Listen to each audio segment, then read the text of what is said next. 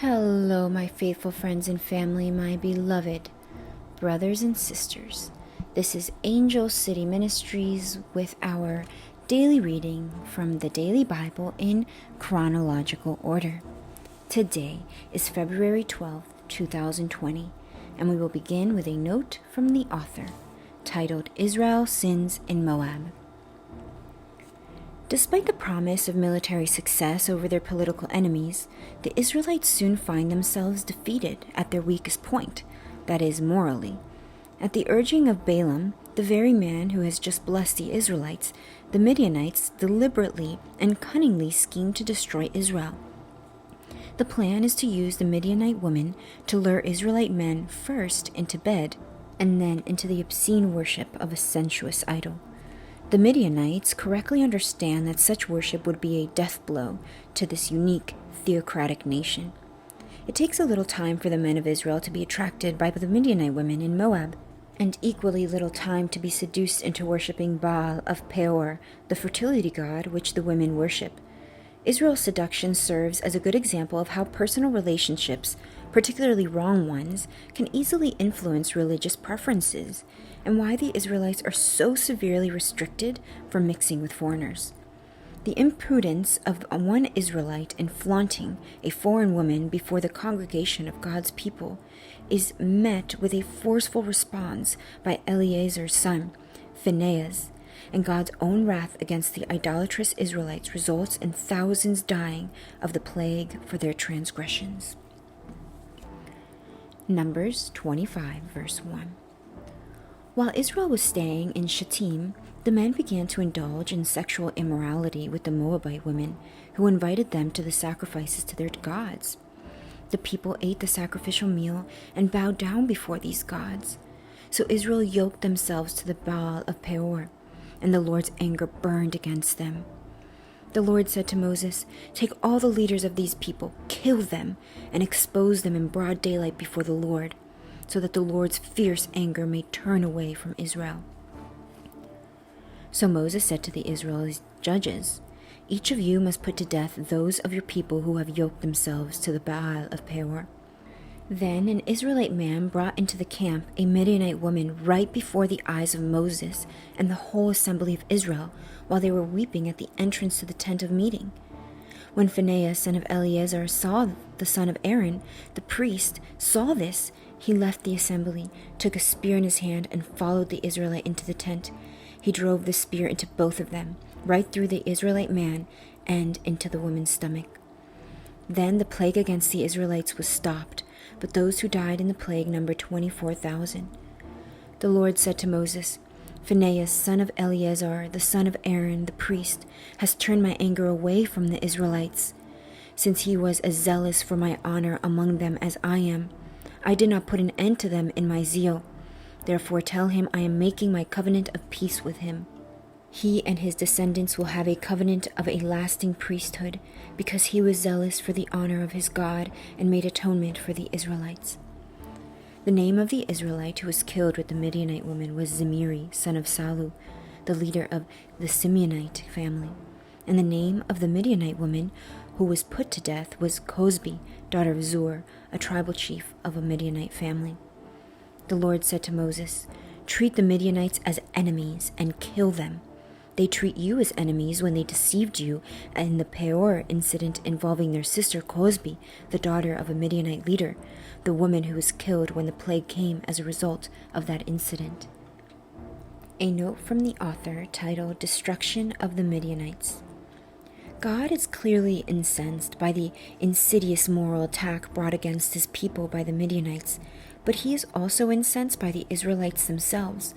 Because of their willful disobedience and pursuant to his promise, he sends a plague which claims 24,000 lives.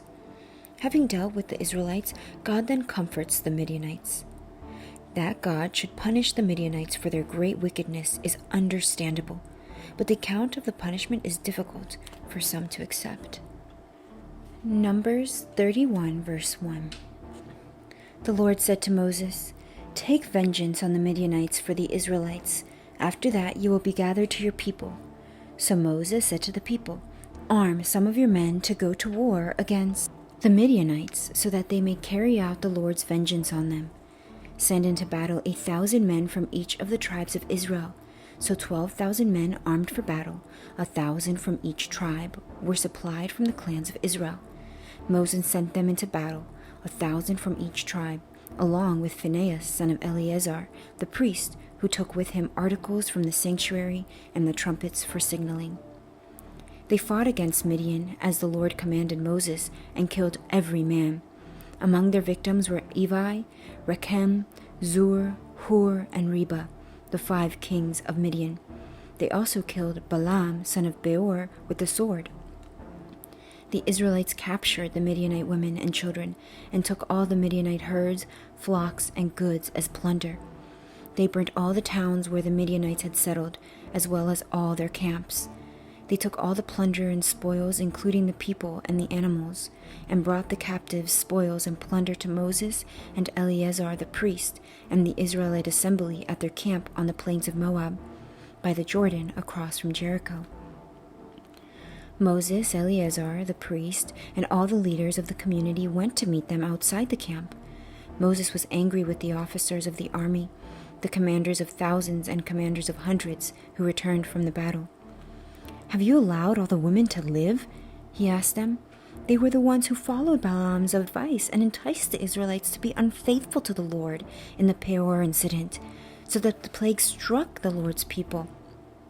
Now, kill all the boys, and kill every woman who has slept with a man, but save for yourselves every girl who has never slept with a man.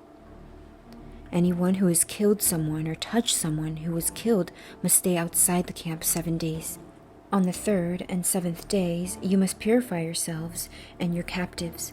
Purify every garment as well as everything made of leather, goat hair, or wood." Then Eleazar the priest said to the soldiers who had gone into battle, "This is what is required by the law that the Lord gave Moses. Gold, silver, bronze, iron, tin, lead, and anything else that can withstand fire must be put through the fire, and then it will be clean. But it must also be purified with the water of cleansing. And whatever cannot withstand fire must be put through that water. On the 7th day wash your clothes, and you will be clean. Then you may come into the camp." The Lord said to Moses, "You and Eleazar the priest and the family heads of the community are to count all the people and animals that were captured. Divide the spoils equally between the soldiers who took part in the battle and the rest of the community. From the soldiers who fought in the battle, set apart as tribute for the Lord 1 out of every 500, were people, cattle, donkeys, or sheep. Take this tribute from their half share and give it to Eleazar the priest as the Lord's part. From the Israelites' half, select 1 out of every 50, whether people, cattle, donkeys, sheep, or other animals. Give them to the Levites, who are responsible for the care of the Lord's tabernacle." So Moses and Eleazar the priest did as the Lord commanded Moses. The plunder remained from the spoils that the soldiers took was 675,000 sheep, 72,000 cattle, 61,000 donkeys, and 32,000 women who had never slept with a man. The half of those who fought in the battle was 337,500 sheep, of which the tribute for the Lord was 675, 36,000 cattle, of which the tribute for the Lord was 72, 30,500 donkeys, of which the tribute for the Lord was 61, 16,000 people, of whom the tribute for the Lord was 32. Moses gave the tribute to Eleazar the priest as the Lord's part, as the Lord commanded Moses. The half belonging to the Israelites, which Moses set apart from that of the fighting men, the community's half, was 337,500 sheep, 36,000 cattle, 30,500 donkeys, and 16,000 people. From the Israelites' half, Moses selected 1 out of every 50 people and animals, as the Lord commanded him, and gave them to the Levites, who were responsible for the care of the Lord's tabernacle.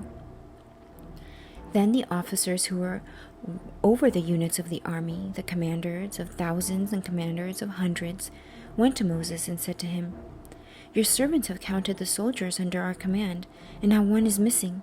So we have brought as an offering to the Lord the gold articles each of us acquired, armlets, bracelets, signet rings, earrings, and necklaces, to make atonements for ourselves before the Lord."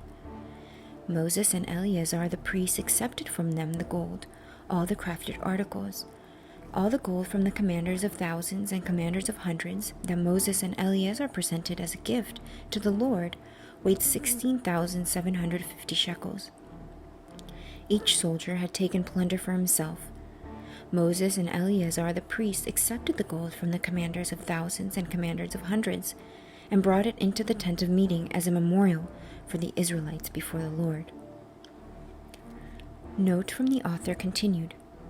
One might like to believe that the orders to kill were those of Moses' acting on his own, but there is every reason to believe that Moses acted at God's direction. The question then arises, how can a loving God either direct or condone such action? The answer is undoubtedly very complex. As for the women, it was they who turned the Israelites away from the Lord at Peor. As for the young boys, perhaps they would have presented a continuing threat to Israel as they grew into manhood.